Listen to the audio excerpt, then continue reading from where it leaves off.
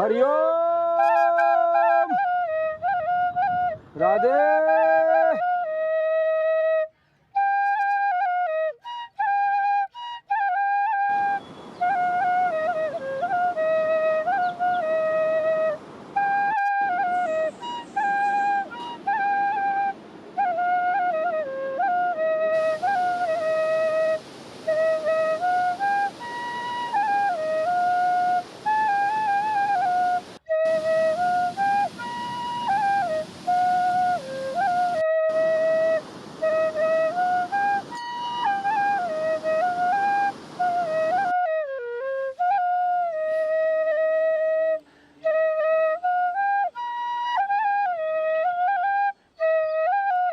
सुप्रभात आप सभी को।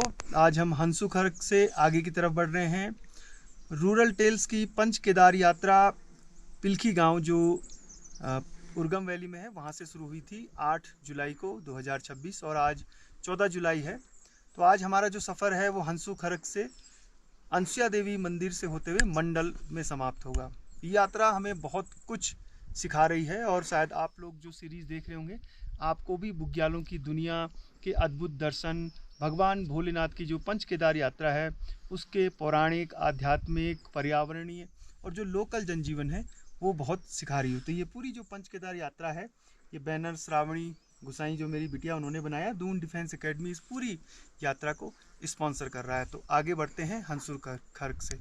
और एक महत्वपूर्ण बात कि इस पूरी पंच केदार यात्रा में आगे हम जैसे जैसे आगे बढ़ेंगे तो हमें आप लोगों को अगर इस वीडियो को पसंद आ रहे हैं, आपको लगता है कि हम मेहनत कर रहे हैं ग्राउंड पे और एक डॉक्यूमेंट्री सीरीज में बना रहे हैं, तो आप हमें आर्थिक सहयोग छोटी छोटी धनराशि से मदद कर सकते हैं।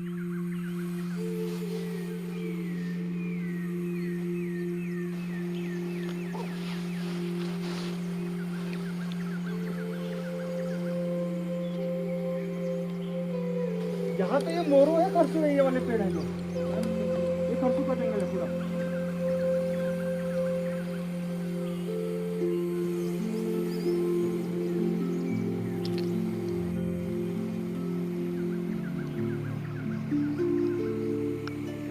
अच्छा है, देखिए ये जो एक तरफ बुग्याल है एक तरफ फूल है और बड़ी अच्छी ही मजेदार ट्रैक है आज का हमारा। यहाँ से बहुत पानी स्टोर करता हूँ। हाँ हाँ बहुत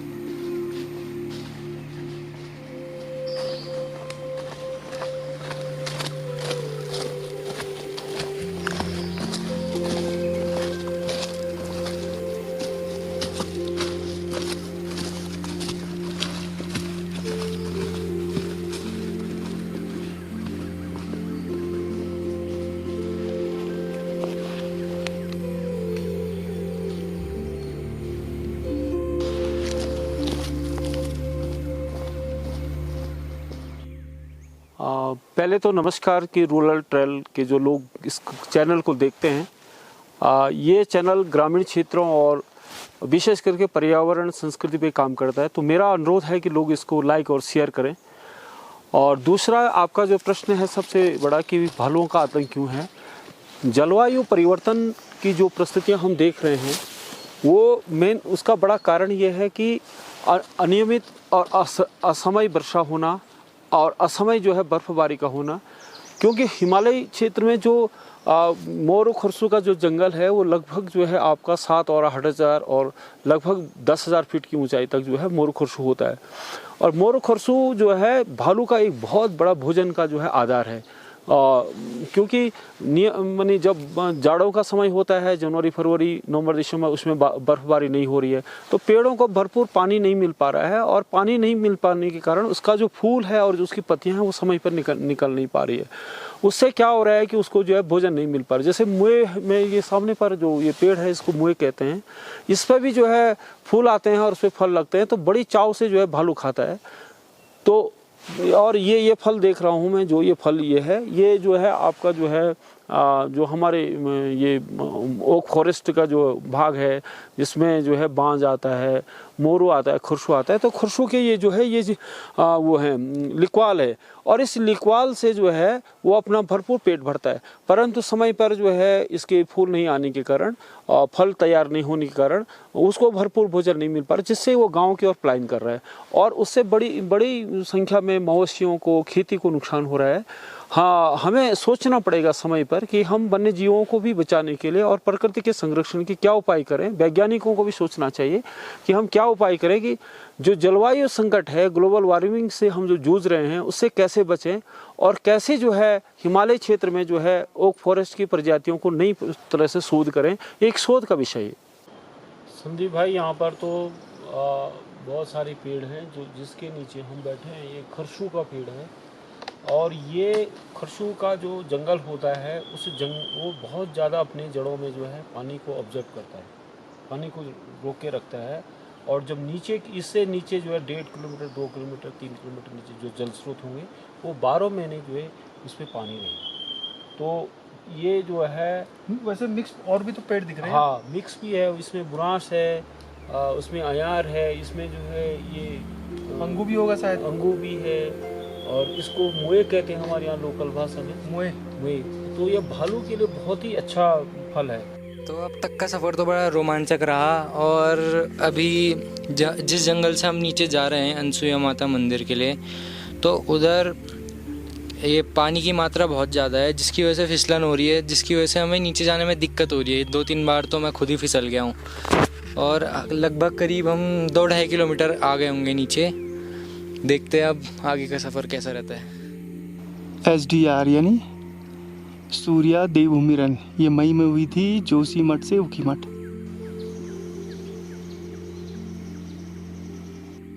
ये 50 मीटर तो होगा ही होगा। नहीं 50 मीटर होगा सर। कहाँ रह गया उसके नीचे, देखो तो ये वाला पेड़, ये 100 मीटर बहुत होता है।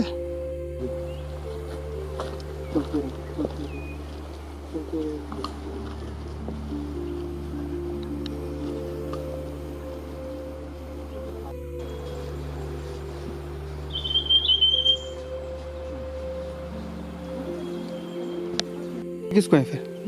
अधिकांश जो कुछ पेड़ों के उस गिरे हुए पेड़ों पे होते हैं उनको लोग खाते हैं, परंतु उसकी पहचान होनी बहुत ज़रूरी है। उसकी मतलब वो बहुत मामूली फ़र्क होता है कई बार। बिल्कुल मामूली फ़र्क होता है।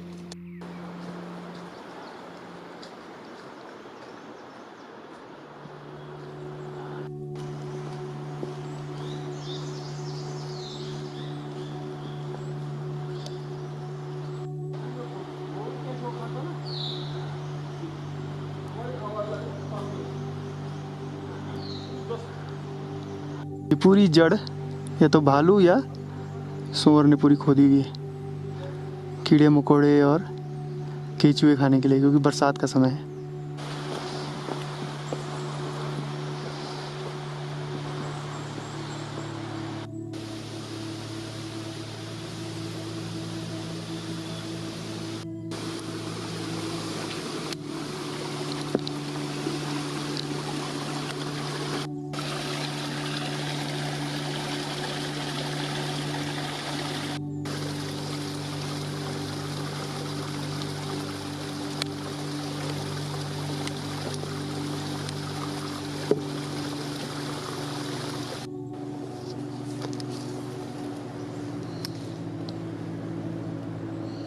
चलो सर।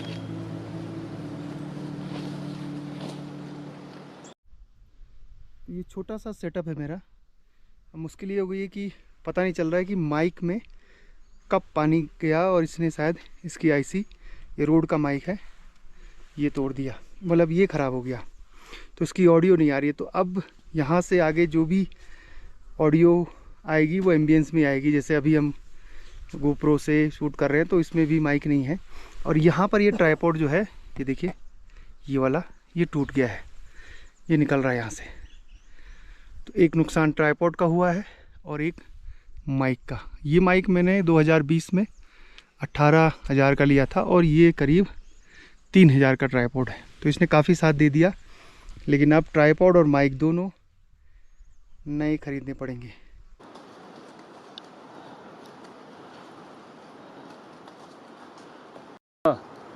कोबरा लिली का? अरे आपके जो है ना जीभ में चले गया ना भाई साहब, पूरा इतने बड़े दाने हो जाएंगे, आदमी जो है हॉस्पिटल ले जाना पड़ेगा। इसका कोबरा लिली का बहुत खतरा। ये है किलमोड़। इसकी जड़ भी काम आती है, तना भी और फल। खट्टापन होता है इनमें, रस बहुत ज़्यादा रहता है।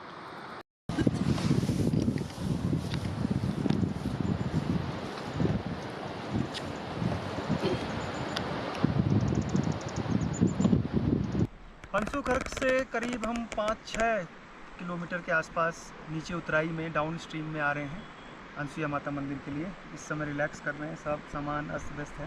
ये देखिए, ये है हमारा ट्राइपॉड जो टूटा हुआ है, यहाँ से जॉइंट से टूट गया, ये टूटा हुआ है। माइक तो ठीक हो गया, अभी काम कर रहा है वो, देखते हैं, क्योंकि इसमें मॉइस्चर था तो ये धूप में यहाँ से जॉइंट, अब ये इसके जॉइंट है, हाँ टूट रहा है वो अभी। ये हम इसको फेविक्विक से, ये फेविक्विक है सर के पास, नेगी जी के पास, इसको चिपकाते हैं, फिर आपको दिखाते हैं थोड़ी देर में कि चिपकता है कि नहीं।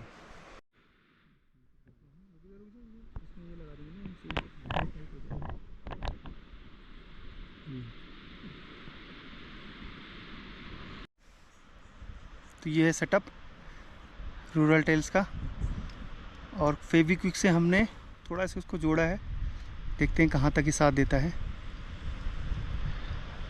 और सामने कैमरे के पीछे आपको अनसुईया माता मंदिर दिख रहा है। नंदन सिंह बिष्ट जी की ये छानी है, तो ये दुकान छानी आप कुछ भी बोल सकते हैं। और रुद्रनाथ के ट्रैक में ये जो तप्पड़ जिनको हम कहते हैं, इनको बुग्याल कहते हैं। तो ये बुग्याल नहीं होते हैं, क्योंकि बुग्याल की परिभाषा है कि जहाँ ट्री लाइन ख़त्म हो गई वहीं से बुग्याल शुरू होते हैं। तो यहाँ पर रहने खाने की व्यवस्था है, और चूँकि बरसात में बहुत कम यात्री चलते हैं ना के बराबर, तो वो अपने गांव चले गए। लेकिन सितंबर में जब मुश्किल बहुत ज़्यादा नहीं होती, बारिश कम होती है, तब आप अनसुईया माता मंदिर, अत्रि मुनि आश्रम और यहाँ से फिर आगे रुद्रनाथ की ये जो चढ़ाई है, इसको पार करके इसका आनंद लेते हुए आप सीधे पहुँच सकते हैं। तो आगे बढ़ते हैं अत्रि मुनि आश्रम की तरफ।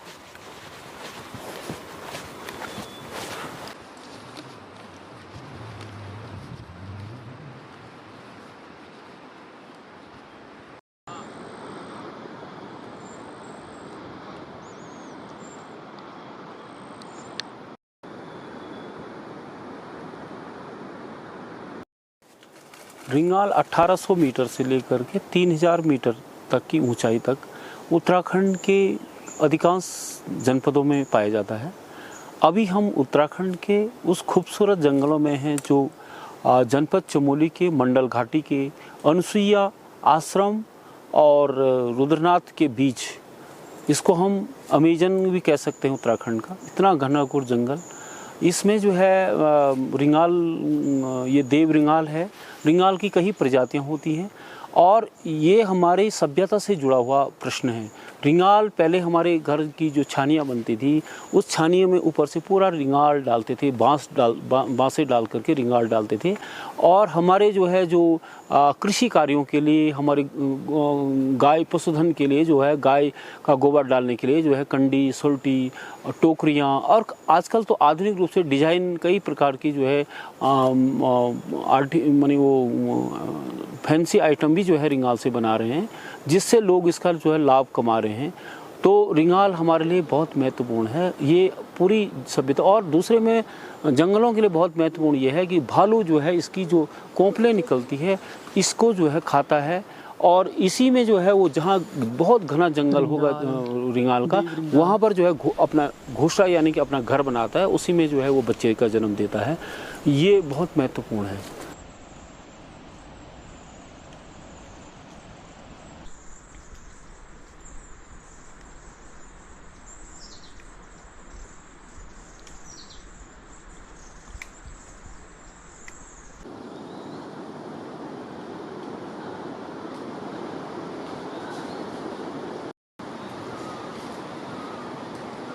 अरे सॉरी, तो आज तो बड़ा आनंद आ गया, चारों तरफ जंगल और रिंगाल कितना सुंदर यार, वाह। इस समय मैं अमृत गंगा जो है उसके पास जो पुल है उस पर खड़ा हूँ, और ये पूरी मंडल वैली है। पूरी जो मंडल वैली है उसकी जो जैव विविधता है वो अतुलनीय है। करीब 100 से ज़्यादा पेड़ों का कई प्रजातियां यहाँ पर रिंगाल की हैं और इस समय हाइट लगभग 2000 मीटर है। यानी सुबह जब हमने चलना शुरू किया था तब हंसूखर की ऊंचाई थी 3100 मीटर। तो करीब 1000 मीटर हम डाउन स्ट्रीम पहुँच चुके हैं। पहाड़ों में जब भी आप सफ़र करते हैं तो दूरी से ज़्यादा महत्वपूर्ण हाइट होती है, क्योंकि जैसे जैसे आपकी हाइट बढ़ती है वैसे वैसे सांस लेने की दिक्कतें, ऑक्सीजन की कमी, हाई माउंटेन सिकनेस, पेट दर्द, सर दर्द, चक्कर आना, इस तरीके की समस्याएं हो जाती है। खास तौर पे जब हम 3500 मीटर से ऊपर यानी बुग्यालों की सीमा से ऊपर बढ़ते हैं तब ज़्यादा दिक्कत होती है। लेकिन जैसे ही हम फॉरेस्ट के इलाकों में आते हैं वैसे ही ये दिक्कतें ख़त्म हो जाती हैं। यानी अगर रुद्रनाथ में और जो करीब 3700-3800 मीटर की हाइट पर अगर किसी को माउंटेन सिकनेस है तो वो 2000 मीटर पर आने पर वो समस्या ख़त्म हो जाती है।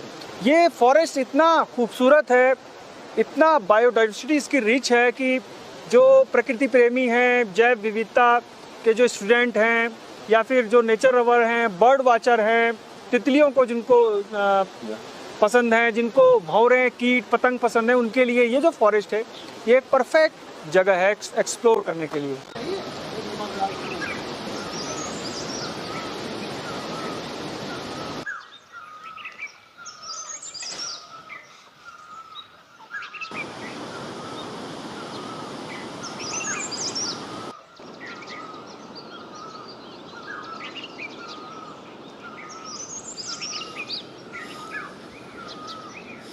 यहाँ भी हम 12 किलोमीटर है।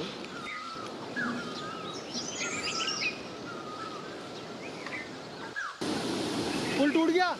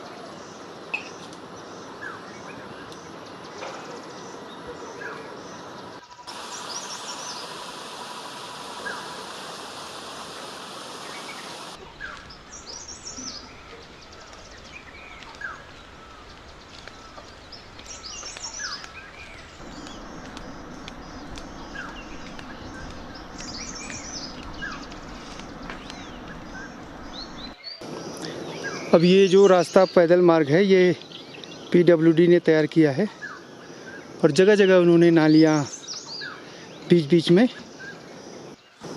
सोचिए कितना अच्छा काम उन्होंने किया है और अभी तक सुरक्षित है ये पैदल मार्ग। ये नालियाँ और वहाँ पर एक छोटी सी नाली पानी को बाईपास नीचे डालने के लिए। ऐसे पैदल मार्ग होने चाहिए। मंडल का जंगल इतना घनघोर है कि सूरज की किरणें नीचे तक आ ही नहीं पाती। अभी तो बादल लगे हुए हैं।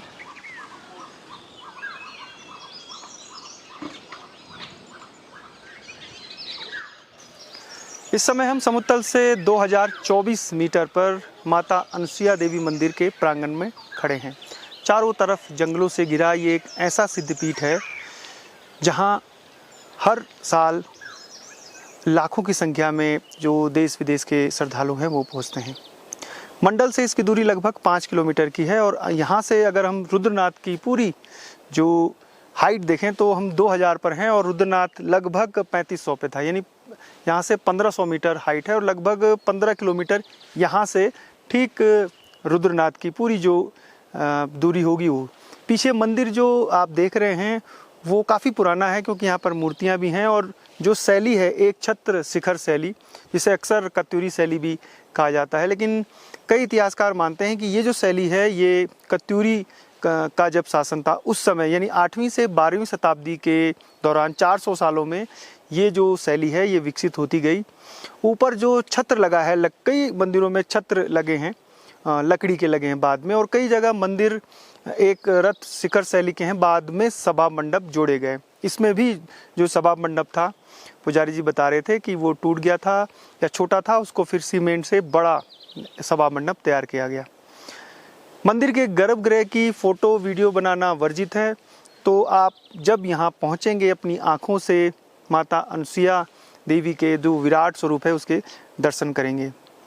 इस जगह पर आके वाकई में ऐसा लगता है कि यहाँ पर पॉजिटिव एनर्जी है, क्योंकि एक तो जब आप यहाँ पर योग ध्यान करते हैं तो चारों तरफ चिड़ियों की आवाज़ आती रहती है, वाटर बॉडी है उसकी आवाज़ कानों में दूर से सुनाई देती है, और बहुत ज़्यादा भीड़ भी नहीं रहती है। जब मेला लगता है हर साल दत्तात्रेय जयंती के दिन, उस समय यहाँ बहुत भीड़ होती है, और मई जून में भी। लेकिन इस समय सावन और बसग्याल और चातुर्मास के समय जब भीड़ बहुत कम हो जाती है, बहुत कम श्रद्धालु यहाँ पर पहुँचते हैं। तो ये समय भी अगर आप एकांत चाहते हैं तो इस जगह पर योग ध्यान करने के लिए कुछ समय के लिए आ सकते हैं। माता जी जो है, माता जी का जो जन्म स्थान है वो महाराष्ट्र के चित्रकूट में है। माता जी यहाँ पे अपने मुनि जी के साथ आई थी। ये माता जी की तपस्थली है अनुसुया धाम में। और जो हमारे अत्रि मुनि महाराज जी जो माता जी के ऋषि हैं, उनका आश्रम यहाँ से 1.5 किलोमीटर आगे है, वो वहाँ पे विराजमान है। वो वहाँ पे तपस्या करते थे। माता जी यहाँ पे विराजमान है। तो माता जी जब यहाँ पे तपस्या करती थी तो माता जी का जो तेज था वो बढ़ता चला गया। तो जो हमारे नारद जी भगवान जी हैं, वो कभी देवलोक में कभी सृष्टि में भ्रमण करते रहते थे। तो उनको पता लग गया कि जो माता जी का तेज है वो बढ़ता जा रहा है तप के कारण। तो माता जी ने नारद जी ने क्या करा, जो हमारे त्रिदेव की जो देवियाँ हैं उनको जाके बता दिया है कि सती अनुसुया नामक कोई ऋषि हैं, साध्वी हैं, उनका जो तेज है वो बढ़ता जा रहा है तब से। तो देवियों में ईर्ष्या की भावना उत्पन्न हो गई। जब देवियों में ईर्ष्या की भावना उत्पन्न होगी तो उन्होंने जो हमारे ब्रह्मा विष्णु महेश जी जो हमारे त्रिदेव हैं उनको जाके बोला कि आप जाइए माता जी की परीक्षा लेके आइए। अब जो ब्रह्मा विष्णु महेश जी हमारे त्रिदेव है वो देवियों की बात में आके माता जी की परीक्षा लेने के लिए यहाँ पे आ गए।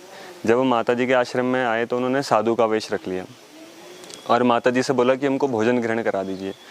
तो माता जी ने देखा साधु लोग आए हैं, तो माता जी ने उनको सम्मान से बैठाया, बोला बैठिए मैं आपको भोजन ग्रहण कराती हूँ। लेकिन वो परीक्षा की भाव से आए थे, तो उन्होंने माता जी के सामने एक शर्त रख ली। शर्त ये रख ली कि आप हमको निर्वस्त्र होकर पहले स्तनपान कराओगी, उसके बाद हम आपके हाथ का भोजन ग्रहण करेंगे। माता जी ऐसे कर नहीं सकती थी, माता जी पतिव्रता धर्म को मानने वाली थी। माता जी ने अपने मुनि का स्मरण करा, अपने अत्रि मुनि महाराज जी का स्मरण करा और कमंडल से जल निकाल के सिंचन कर दिया। जैसे ही तीनों पे जल सिंचन कर दिया तो तीनों के तीनों बालक बन गए। बालक रूप में माता जी ने उनको यहाँ पे बना दिया। उसके बाद माता जी ने उनको पहले स्तनपान करवाया, उसके बाद भोजन ग्रहण करवाया। तो माता जी ने अपनी परीक्षा पूर्ण कर ली। जब वो बालक स्वरूप में थे तो माता जी ने उनको अपने पास रख लिया।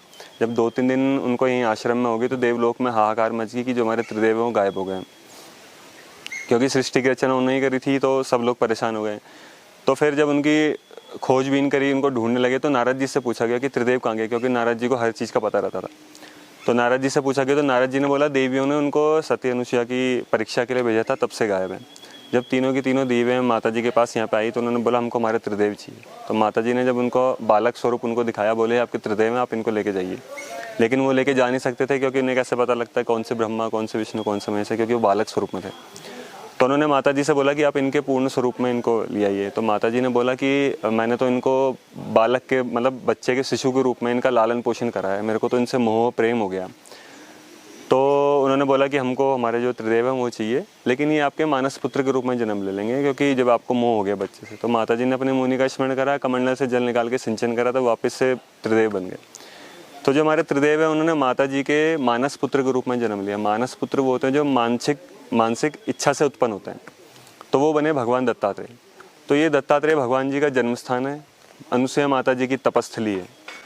तो यहाँ का ये मान्यता है कि यहाँ पे कोई भी निसंतान दंपत्ति अगर यहाँ पे आती है तो उनको माता जी संतान प्राप्ति का वरदान यहाँ पे देती है। मेला कब होता है? मेला यहाँ पे दत्तात्रेय जयंती के दिन लगता है जी, दिवाली के आसपास या हाँ लास्ट में दिसंबर के टाइम में, नवंबर दिसंबर लास्ट में लगता है। वो डेट आगे पीछे होती है, पंचांग देख के पता लगता है। हाँ माता जी यहाँ पे ध्यान मुद्रा में विराजमान है, तो यहाँ पे पॉजिटिविटी तो होगी, काफ़ी एनर्जी तो यहाँ पे है ही। इसलिए यहाँ पे जो वरदान वगैरह की जो प्रथाएं वो अभी तक प्रचलित हैं। यहाँ पे माता जी अभी भी जो दर्शन देती हैं वो स्वप्न में देती हैं। माता जी जो हैं स्वप्नदर्शी हैं, तो इसलिए यहाँ पे आपको इतनी पॉजिटिविटी वगैरह फील। कहाँ से भक्त कहाँ से सबसे ज़्यादा आते हैं, किस राज्यों से लगभग? भक्त जैसे जो दत्तात्रेय भगवान जी को मानने वाले हैं वो तो महाराष्ट्र से आते हैं। माता जी को मानने वाले जो हैं एक तो लोकल उत्तराखंड के आते हैं, और बाकी तो आते हैं देश विदेश से भी लोग आते हैं, जो जिनको पता होता है और मन्नत वगैरह के लिए लोग आते रहते हैं।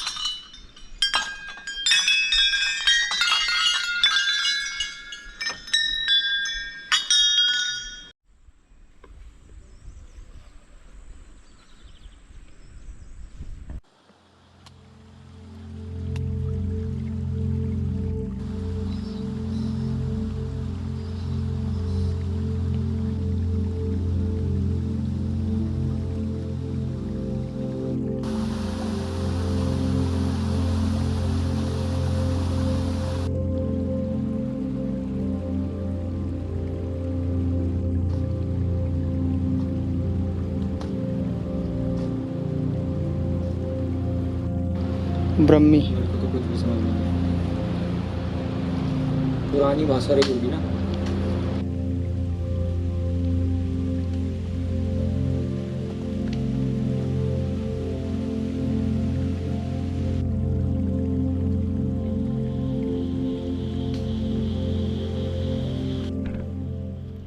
अनसुईया माता मंदिर से अब हम नीचे की तरफ जा रहे हैं।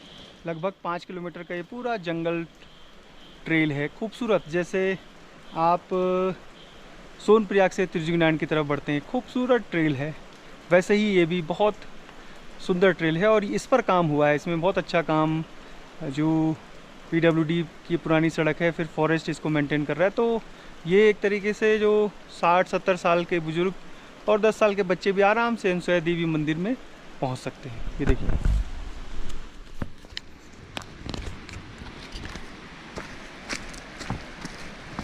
खूबसूरत ट्रेल है। जंगल में चिड़ियों की आवाज़ें आपको सुनाई देती रहेंगी। नीचे अमृत गंगा बह रही है।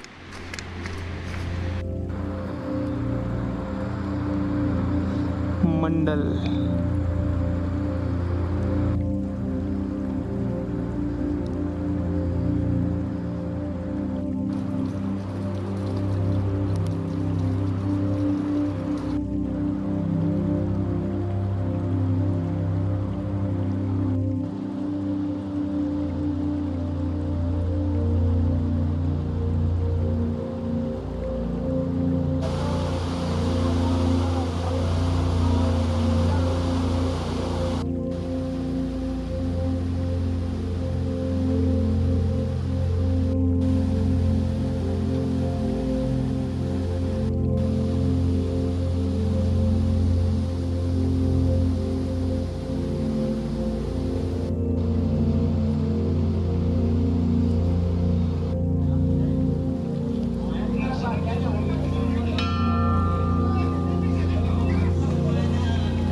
केदार की हमारी यात्रा मंडल पहुंच चुकी है। मंडल पहुंचते समय हमें ठीक 8 बजे हम अनसुईया जो होटल है वहां पर आज रात्रि विश्राम कर रहे हैं।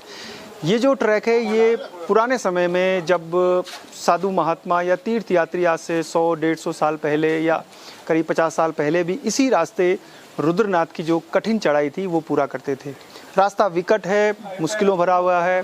जब आप हंसू खर्क से नीचे आते हैं या हंसू खर्क से ऊपर की तरफ बढ़ते हैं तो उस जगह हंसू खर्क से ऊपर पानी की बड़ी शॉर्टेज है, पानी नहीं है। नीचे की तरफ जैसे जैसे आते हैं तो आपको मंडल घाटी की जो जैव विविधता है फॉरेस्ट की वो आश्चर्यचकित कर देती है।